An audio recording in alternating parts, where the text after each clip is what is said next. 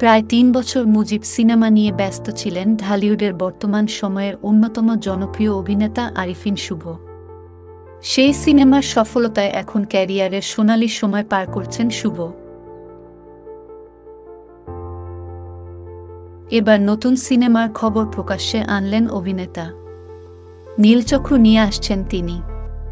শুক্রবার ৩ মে সামাজিক যোগাযোগ মাধ্যমে নতুন সিনেমার ফার্স্ট লুক পোস্টার প্রকাশ করেছেন শুভ। প্রকাশিত ওই পোস্টারে দেখা গেছে তীক্ষ্ণ দৃষ্টিতে তাকিয়ে আছেন শুভ। সেটা আছেন লম্বা চুলের একজনের মাথায়।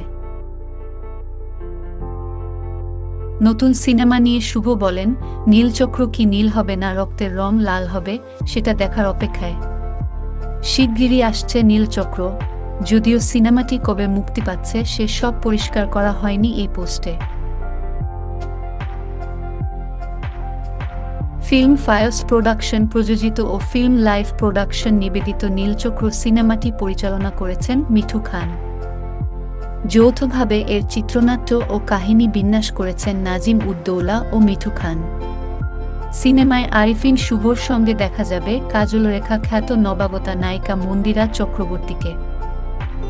এছাড়াও অভিনয় করেছেন ফজলুর রহমান বাবু, দীপান্বিতা মার্টিন, শাহেদ আলী, টাইগার রবি, মনির আহমেদ শাকিল, প্রিয়ন্তী উর্বি, মাসুম রেজওয়ান, ডলার প্রমুখ।